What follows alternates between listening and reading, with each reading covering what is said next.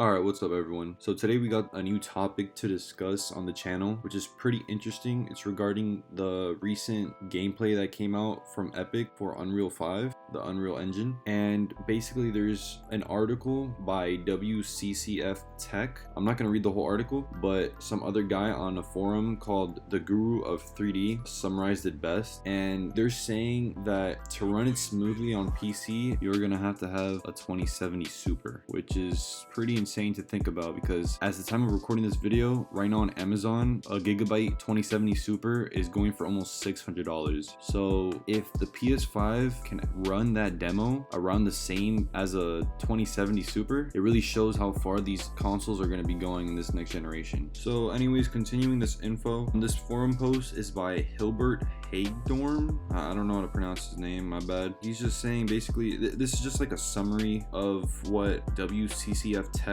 put, because that article was way too long and this is just much easier to tell you guys about. He says for PC at least a GeForce RTX 2070 Super to run the Unreal Engine 5 demo smoothly. And then he goes on to say, and that's not bad at all when you think about it. Epic discussed the requirements to run this demo properly on PC, revealing that at least one RTX 2070 Super is required. This is not the only interesting information that Epic revealed. It was also mentioned that dynamic resolution was used for this demo running on the PS5. Most of it ran at 2560 by 1440. In addition, dedicated hardware for ray tracing of the console was not used, but everything ran on the shader processors, so we could see similar graphics in graphics without ray tracing by hardware. So that's pretty interesting. But continuing the article to finish it off, he says Epic also appreciated the benefits of the PS5's SSD, which we're also going to talk about later on in this video. Nothing that such graphics cannot be achieved using a hard drive or even a SATA SSD, as they do not have enough speed to load the high resolution textures as they are needed. If we want to use those textures on PC, we will need a high speed NVMe SSD. Unfortunately,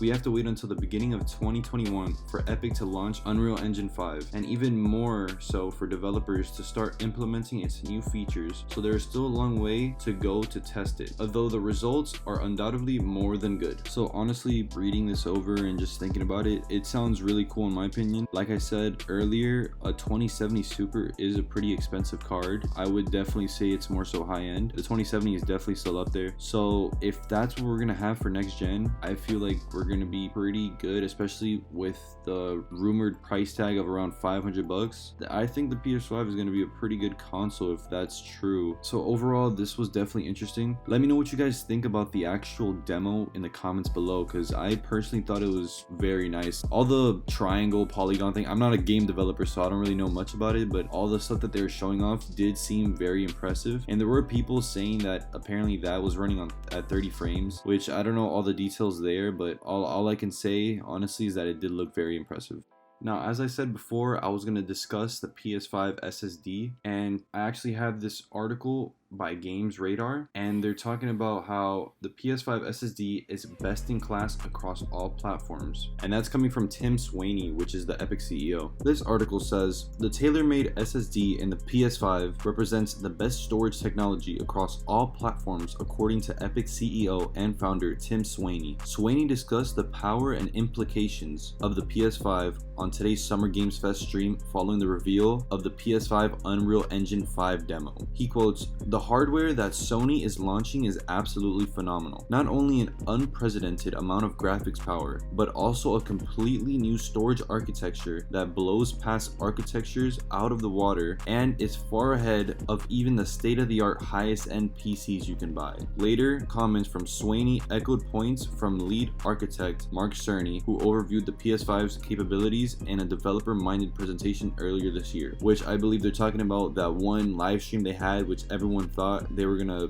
unveil new games, and it was actually more so a conference for developers to see what the PS5 can do and stuff. I'm pretty sure that's the one they're talking about. He continues saying, "Sony's storage system is absolutely world class," Sweeney says. "Not only the best in class on console, but also the best on any platform. Better than high-end PCs. I think it's going to enable the type of immersion that we could only have dreamed of in the past. The world of loading screens is over. The days of pop-in, geometry pop-in as you're going through game environments are ended." Nick Warden, Vice President of Engineering at Epic, also touched on the capabilities of PS5 and what it means for in-game visuals. There are tens of billions of triangles in that scene, he says, referring to a room of statues in the Unreal 5 demo, and we simply couldn't have all of them in memory at once. So what we ended up needing to do is streaming in triangles as the camera is moving throughout the environment. The I/O capabilities of PS5 are one of the key hardware features that enabled us to achieve that level of realism. One of the key tenets of every new generation transition is new hardware capabilities with an order magnitude of improvement over previous generations, enabling entirely new types of games to develop. The battle royale genre didn't even take off until the current generation, where you can finally have enough computing and graphics power to enable 100-player games with high fidelity encounters. This new generation of technology that we are building with Unreal Engine 5 and that Sony is empowering with PS5 will enable entirely new types of game experiences that we can't even anticipate yet. Swaney's comments on the PS5 SSD are especially interesting given Sony's plans to support storage expansions through the internal M2 SSD. Cerny stressed that this will only work with SSDs that are at least as fast as ours, and was quick to note that those SSDs aren't even commercially available yet. The PS5 uses a PCIe 4.0 SSD that reaches speeds of 5.5